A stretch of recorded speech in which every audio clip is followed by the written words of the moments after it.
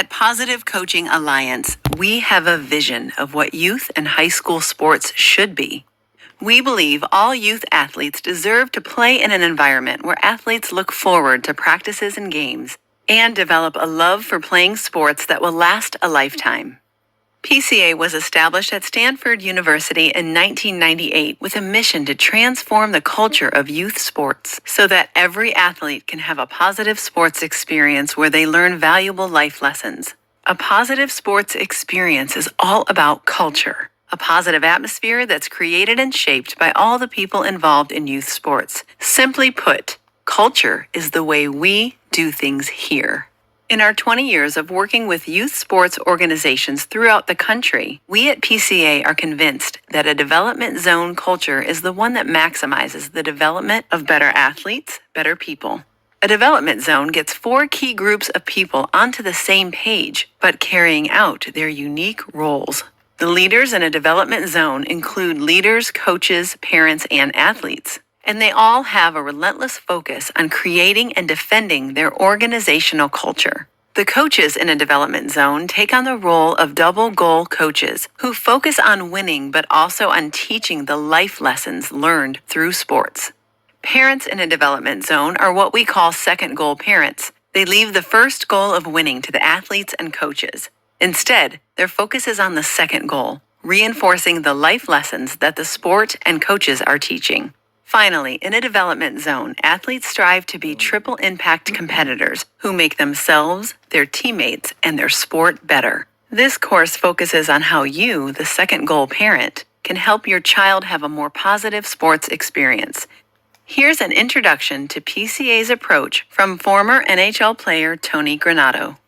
As a parent of a couple boys that play youth hockey, I think the most important thing for me as a parent is when they go to the rink, they should feel relaxed and realize that they're going to play a game and have fun. And I think if you keep that perspective in mind when you're teaching your children about the values of why they're playing because it's a game. And they're playing it to have fun with their friends. They're going to learn values and life lessons as they go along. But the most important thing is that they're excited to go to the rink, they're excited to be with their teammates, they're excited to play in the games. To put any more pressure or to tell them you should be doing this or you have to do this or you have to work on this, I think goes beyond what you need to do as a parent. I think that's the responsibility somewhat of the coaches and somewhat of the kids themselves to put on themselves on where they want to go with the game. A study led by Benjamin Bloom titled Developing Talent in Young People looked at how talent manifests in young people.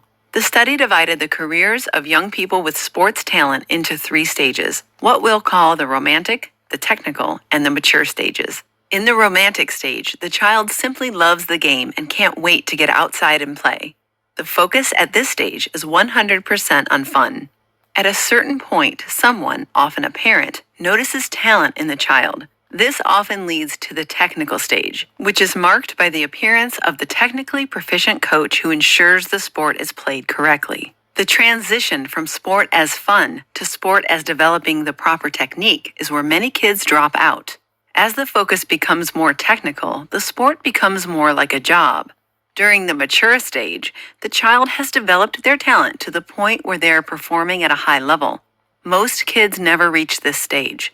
Why? Maybe they just don't have the talent necessary.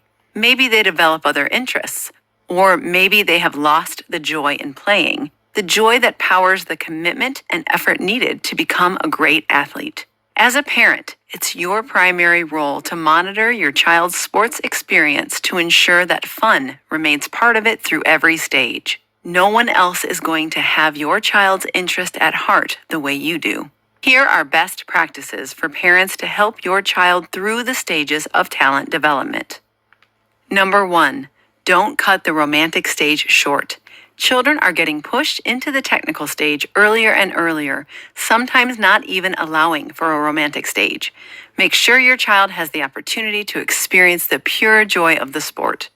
Number 2, manage the transition. When your child is ready to move from the romantic to the technical stage, help them find a program and a coach who understands the importance of keeping the fun in it as they help your child develop their sports skills. Number 3, provide unconditional support. Talent is not always obvious at an early age. Michael Jordan did not make his high school varsity basketball team until his junior year, fairly late considering the talent he has since demonstrated. This shows how critical a parent's role is in continuing to support a child and in making sure their child is enjoying the sport. Number 4, provide encouragement. 95% of children have the potential to achieve great things, but most don't reach their potential. What's the difference between the children who reach the stage where their talent blooms and those who don't? Unconditional positive encouragement. It is important for you as a parent to know what we at PCA are telling coaches. The model many coaches follow today could be called the win at all cost model, where there is just one goal, to win. At PCA, our double goal coaches have 2 goals. One goal is to win. Make no mistake, we are not against competition. Competition provides the opportunity for many good things to happen. But a double goal coach has a second goal, to teach players life lessons, which are ultimately more important than winning. Most of the time, these 2 goals can coexist. But if there is a choice to be made, a double goal coach always chooses teaching the right life lessons.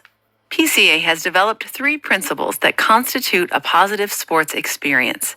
They include redefining what it means to be a winner with the Elm Tree of Mastery, filling the emotional tank, and honoring the game.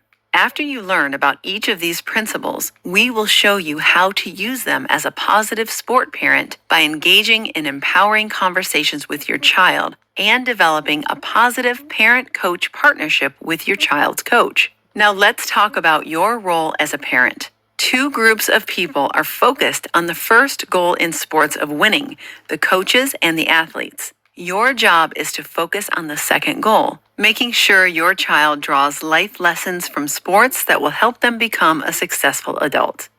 And while this is challenging, doing your job well can make all the difference in your child's life. For example, here is some advice for parents from PCA National Advisory Board member, retired NFL Pro Bowl player and founder of Coach for America, Joe Ehrmann. 3 things every parent needs to know.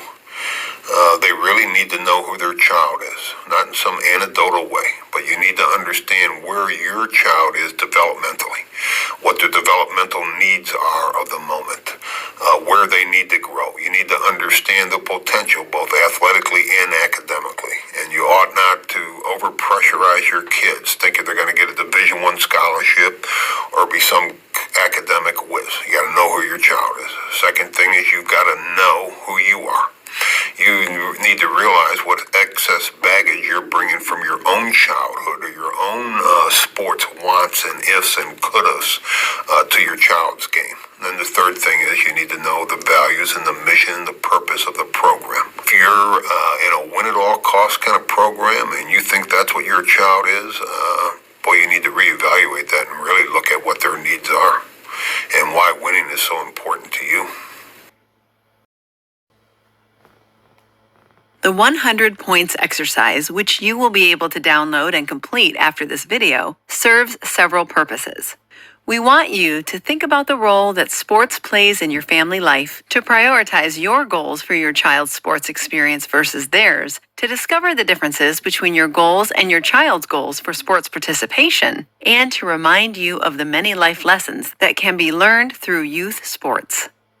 Before you begin, think for a moment about your goals for your child in sports.